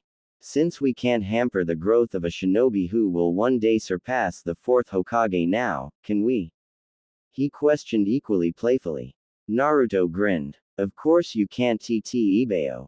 He pumped up jovially. "I'll definitely surpass the fourth, and become an awesome shinobi," he said enthusiastically. Hiruzen chuckled as the hoardings to the store came in sight. It was aptly named the White Dragon. Coming inside, Naruto looked on shelf after shelf, amazed at the weapons lined up on the walls in stacks and rows. He ran off in a hurry, gazing at every little weapon with metaphoric stars in his eyes.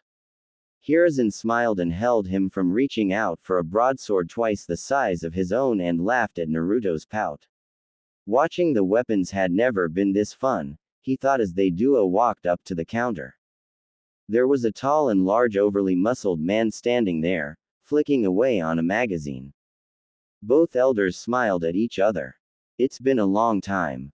Hasn't it, Haru?" Hiruzen whispered nostalgically. Haru nodded. "It sure has, Sarutobi. And I see you've brought me a new permanent customer to make up for it." He pointed to a wide-eyed Naruto staring at the swords section in childish awe. Hiruzen chuckled. "Yes, indeed, Naruto-kun here will be coming to you from now on for his books and equipment." Hiruzen pushed a slip to Haru. "As I know, you do understand that he won't exactly be welcome in the public library." Hiruzen muttered bitterly. Haru nodded, gazing sadly at the boy. He trusted the fourth's skills in sealing enough and knew the boy was no Kyuubi, he was merely the container.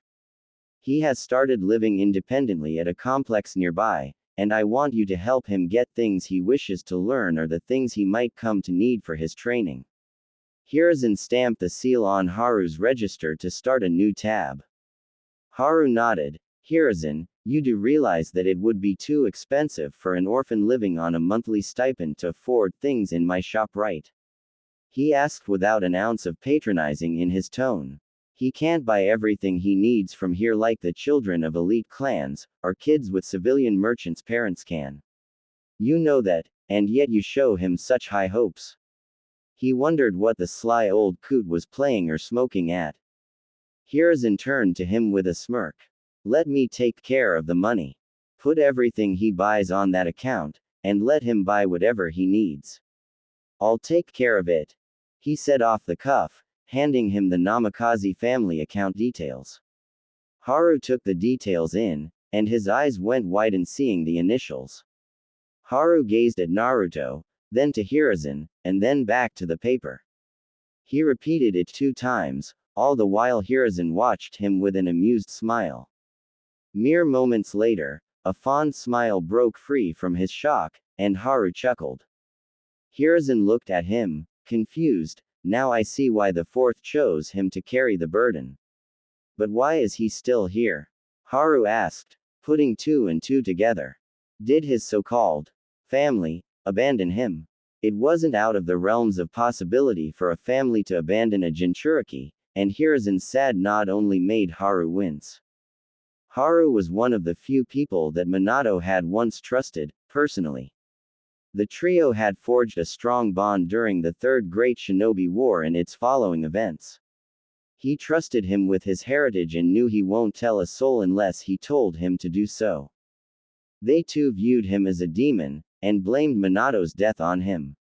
Minato made me promise to take care of Naruto, and guide him to become a great shinobi. I'll honor his last wish even if it's the last thing I do. Hiruzen said with steel in his voice and Haru nodded. Does he know? Haru asked and Hiruzen shook his head in negative.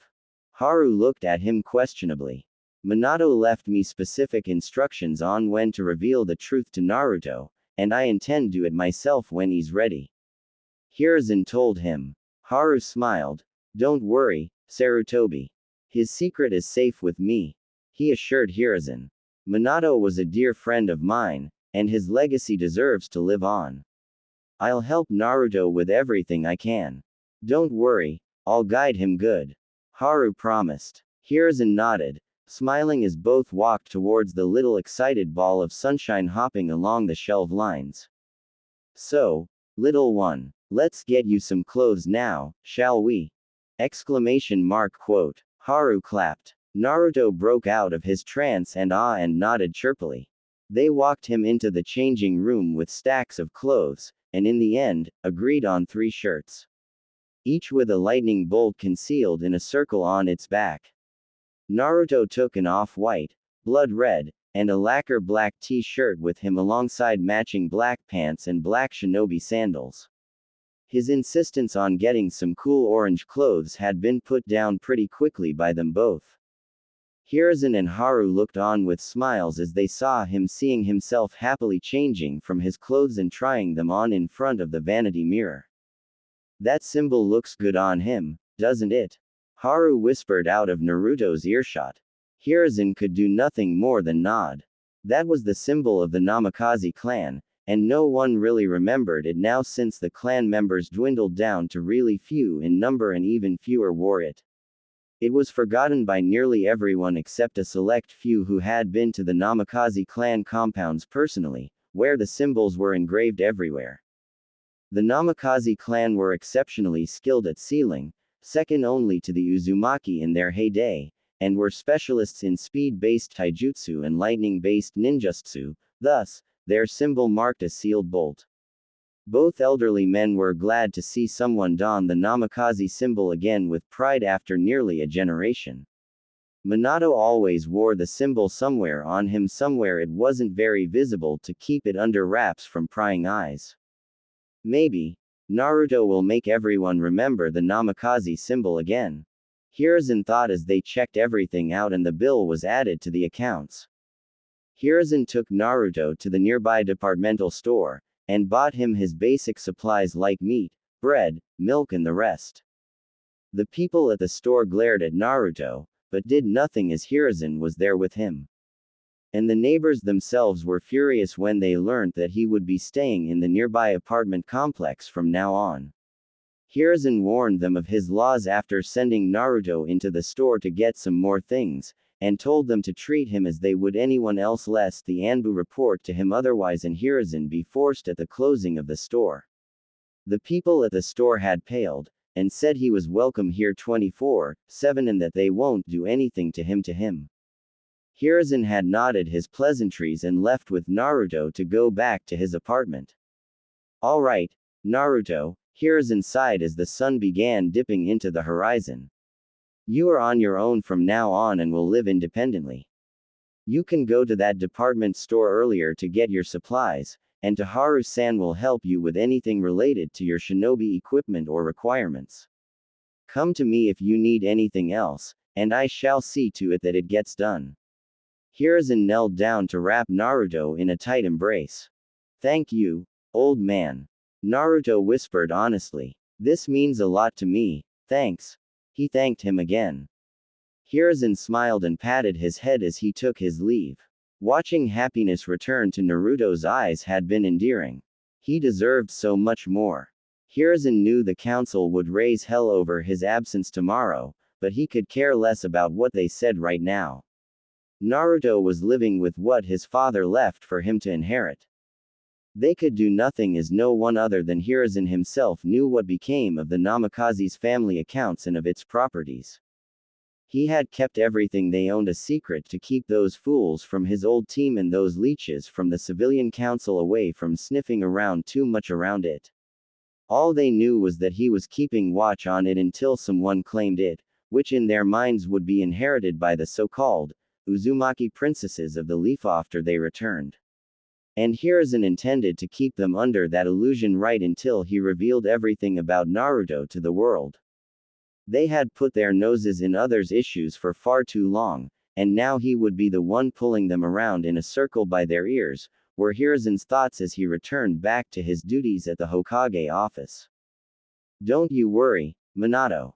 I'll make sure that your son gets the things you wanted him to inherit even if I have to pull out some lies and deception within the council itself. Your son will be fine, I'll make sure of it, and you can rest in peace, old friend. Hiruzen thought. The orange skies made Hiruzen think that some orange in Naruto's